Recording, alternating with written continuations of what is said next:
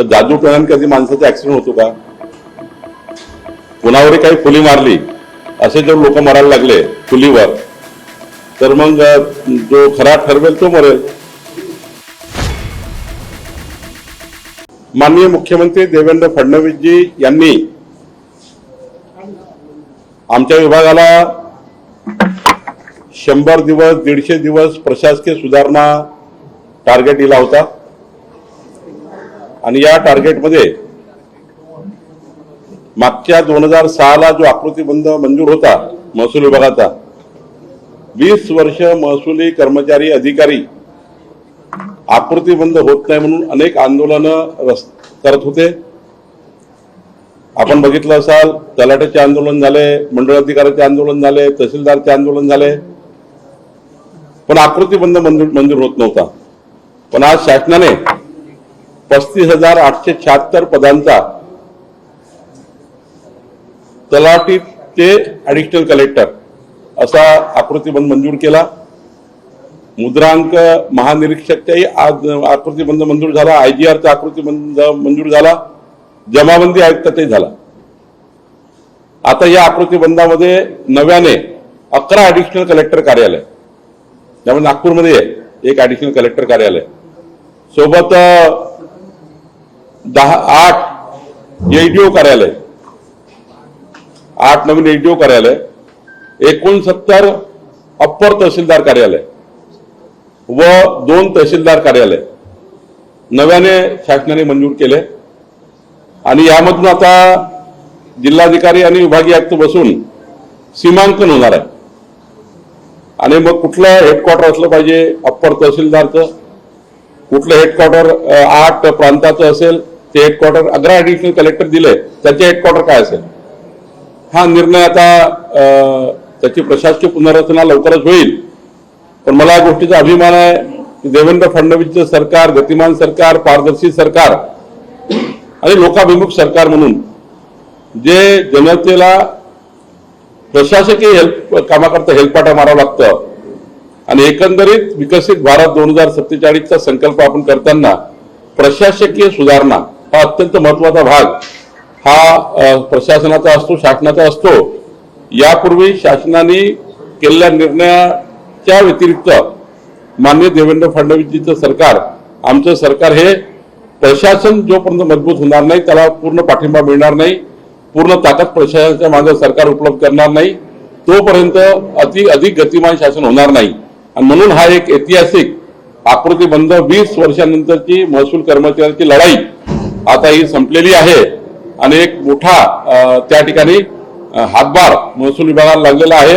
एवढंच नाही, या वर्षभरामध्ये 750 कर्मचारी अधिकाऱ्याचे प्रमोशन्स आमच्या विभागाने केले आहेत आणि त्यामुळे प्रमोशन सुद्धा मोठ्या प्रमाणात झाले आहेत.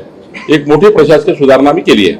सर, बारामती आणि राहुरी दोन्ही निवडणुका काँग्रेस लढणार अशी माहिती आहे, जे आपण अनुकूलची मागणी केली होती त्याच्या व्यतिरिक्त माझी आताही विनंती काँग्रेसच्या नेत्यांना आहे की अजितदादाचा जो काही सर्वांसोबत सहवास राहिलाय, पारिवारिक सहवास राहिला, आत्मीयतेचा सहवास राहिला, काँग्रेस असो की कुठलाही पक्ष असो, कुठलाही आमदार गेला, कुठलाही लोकप्रतिनिधी किंवा सामान्य नागरिक गेला तरी अजितदादा त्यांचं काम करायचे. अजितदादांची ही सीट आहे आणि काँग्रेसने अनेक वर्ष अजितदादासोबत सहवास केलाय.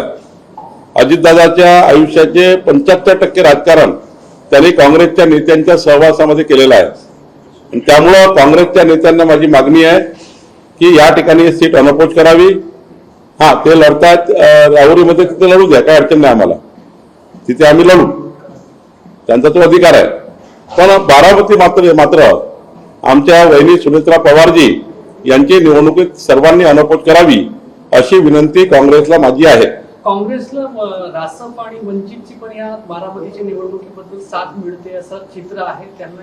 नाही, माझी विनंती आहे रासपच्या लोकांनाही, वंचितच्या लोकांना, सर्वांनाच की अजितदादांचा जो तुमचा सहवास राहिला सर्वांचा, आणि जर अजितदादाला आपण ही वारश संपलत नाहीये, अजूनही अजितदादाच्या आठवणी आपल्या सर्वांना तेवत राहणारा आयुष्यभर, किमान या माध्यमातून, या निवडणुकीच्या माध्यमात तरी काँग्रेसने आपलं मोठंपण दाखवावं राष्ट्रवादी संदर्भामध्ये एक मोठी बातमी पुढे आली. विलिनीकरण कुठल्याही पद्धतीने शक्य नाही आहे, सुनेत्रा पवार यांनी जसे संकेत दिलेले आहे.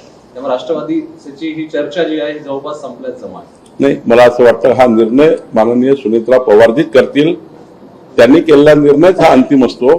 शेवटी त्या अध्यक्ष आहे पक्षाच्या आणि त्यामुळं त्या ज्या सांगतील तेच कराय.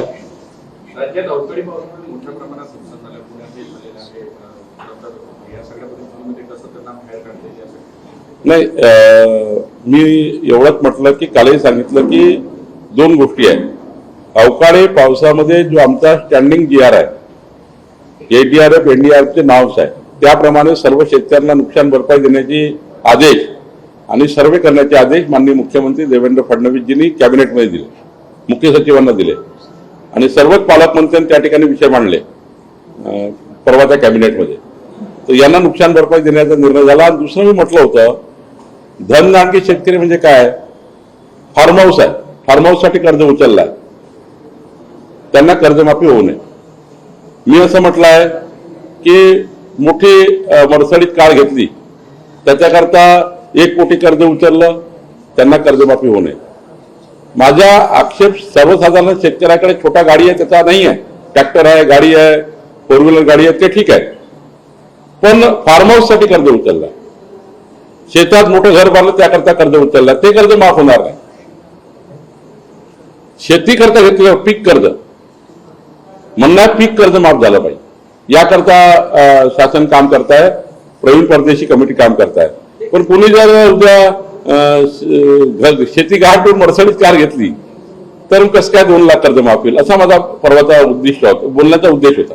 सर, सुषमा अंधारे यांनी गंभीर आरोप केला की भोंदूबाबा खरात यांनी 2 नेत्यांच्या फोटोवर जी फुली केली होती ती पहिलं अजितदादा होतं, दुसरं देवेंद्र फडणवीस यांचा फोटो होता, असं सुषमा अंधारे म्हटले. हे अत्यंत गंभीर आहे. सुषमा अंधारेजी काय बोलल्या मला काही माहिती नाही. बोलले असेल तर जादू टोण्याने कधी माणसाचा ऍक्सिडेंट होतो का? कुणावरही काही फुली मारली असे जर लोक मरायला लागले फुलीवर तर मग जो खरा ठरवेल तो मरेल. याला अर्थ नाही आहे. या भोंदूगिरीला जादूटोण्याला अर्थ नाही. जादूटोणा भोंदूगिरी पापच आहे. त्यामुळं सुषमा अंधारे म्हटलं फुली मारली तर ते त्याच्याने जात होतं काही, असे काही ऍक्सिडेंट फुली नाही होत. स्वामीचे जे मनाचे श्लोक आहे ते मुंबईतील शाळांमध्ये सक्तीचे करा असा प्रस्ताव ज्या शिवदेव पेडणेकर यांनी मांडले. आपण भावना चांगली आहे, भावना चांगली आहे आणि केलं तरी काही त्याच्यामध्ये वावगं नाही. भावना चांगली आहे. नरखेड तालुक्यात एक 15 वर्षीय मुलीचा बालविवाह थांबवण्यात आला आहे. पोलीस केस झाली आहे, SP आमची कारवाई करतायत. सभाने लेखिका आहे, त्यांनी मागणी केली खराब प्रकरणामध्ये ज्या महिला आहेत त्यांच्यावरही कारवाई व्हायला पाहिजे, की त्या भोंदूबाबाकडे गेल्या, स्वेच्छेने गेल्या. असं आहे, फसवणारे बाबा. आपल्या देशात कायदा आहे, कुणालाही त्या ठिकाणी प्रलोभन दाखवणे, कुणालाही त्या ठिकाणी अशा पद्धतीने करणे, त्यासाठी कायदा आहे.